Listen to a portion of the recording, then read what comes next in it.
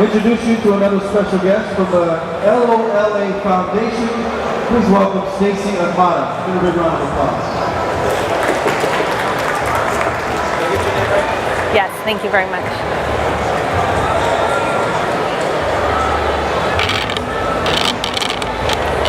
I'm short. Hi everyone. My name's Stacey, and thank you so much for allowing me to be here today.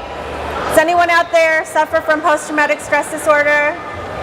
Anyone have severe anxiety when you're talking in front of a group of people? That's me. So if I could ask your permission to read what I have to say, really I'm going to read my heart and share Jaymee's story with you. So is that okay with you guys? Thank you. So we'll just start from the beginning. I'm going to give you a little bit of a throwback Saturday. So bear with me. We'll go back to my sophomore year of high school. I was 15 when I met Jaymee. He went to Radford and I went to Mauna Loa. From the first time we met, I felt his energy. He loved to laugh. He was a guy who attracted people by his welcoming laugh. His smile would light up and the world around you, and his hugs were felt, not just tapped. He loved kicking it with the boys and driving to a spot where the cops couldn't find us. We would barbecue and talk story under the stars. Going on 3 years into our senior year, Jaymee and I started to talk about our future. College, the lottery, and a Porsche in the driveway were not a part of the conversation. We talked about moving to the mainland, specifically because Jaymee loved football. He was a huge San Francisco 49ers fan, and he wanted to move back to the Bay, wanting nothing more than to be a season ticket holder, live life, be drunk, and marry. So it was a Thursday morning. Jaymee and I woke up.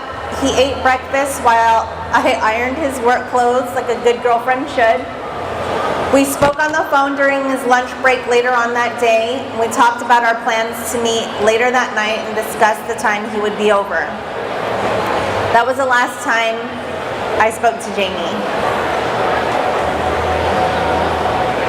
While Jaymee wasted time after work waiting for my page, he hung out in Mililani with the boys and barbecued at Rookie's house until my dad left for work. It was a normal routine. I don't know if Jaymee received my text that night, letting him know it was time to come over. I never saw Jaymee again. On their way back from the store, Jaymee sat shotgun in a car driven by someone who was drunk and high.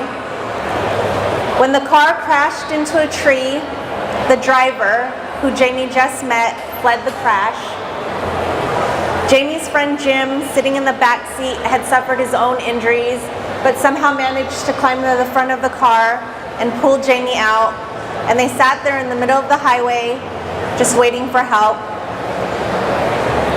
Jaymee died 2 days after that crash. We had Jaymee's funeral less than a week later, and days after that, I got on a plane and moved to Seattle. My heart hardened. I was angry at the world and anyone living in it. Being away from the routine of Jaymee allowed me to pretend a new life. Does anyone know what that feels like? To pretend a new life? Does that even make sense? Going through life without feeling or understanding empathy, because why should I? The world just took away my best friend. I did that for a very long time. It wasn't until my son, at the age of 15, started to ask me things like, "Mom, can you sign me up for driver's ed? I want to get a new car." My anxiety reached new levels, and the trauma of losing Jaymee returned. I went back to therapy and was forced to find ways to figure this out. How many of you have kids? How many of you want kids?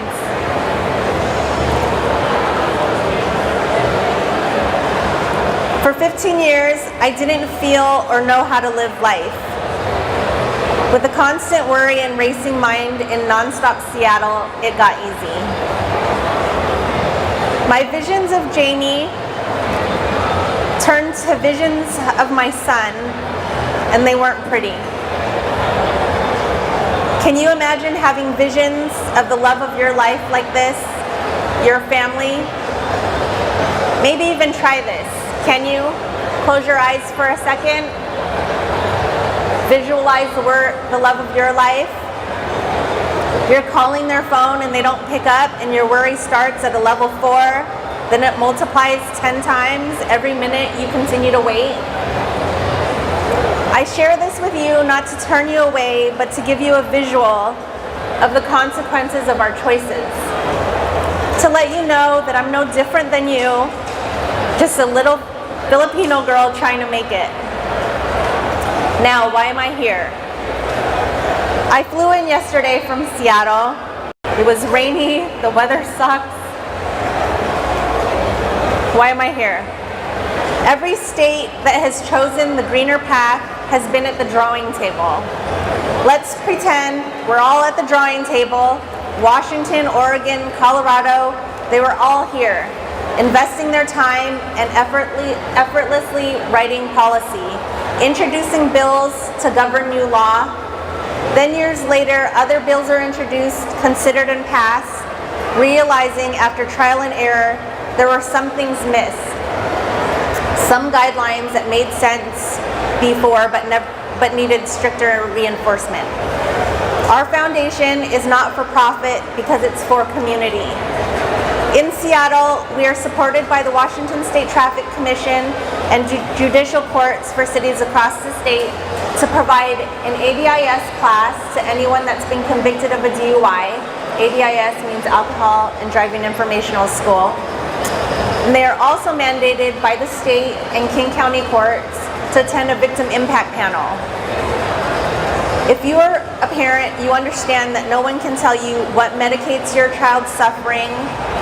No one can tell you what heals your cancer.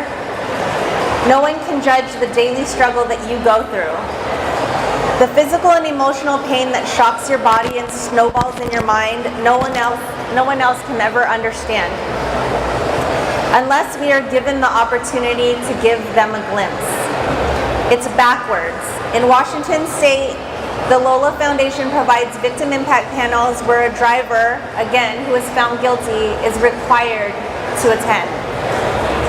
We are working to change the culture in Seattle, being the minority of 9 in 20 victim impact panels that are for profit. We are not for profit. Our goal is to take the funds and use that as a resource to increase programs in our communities and let our families and our children know the consequences of our choices. I could go on forever. Thank you for allowing me to come home and inviting me to celebrate in this movement. Please visit our booth. The L.O.L.A Foundation is right down here. Take a bracelet as a commitment to each other, our community, and your families. Wear it when you're out. Grow your community. And when you see someone out, know they understand what it means to live life agape. And as the bracelets continue to spread around your islands, everyone will come on board and know what you're trying to do, and it's to save lives. Simple tools that aren't textbook and are practically free compared to the price we pay when we get behind the wheel.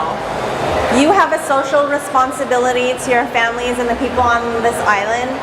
As citizens, to be so blessed to live here, keep your roads safe, lift up your youth, give them the power of your wisdom and knowledge, reconnect or connect with people who you can live life with. Tools come in many forms. I hope you'll take your first one. Change the culture, Hawaii. Thank you. Good job, Stacey. Thank you.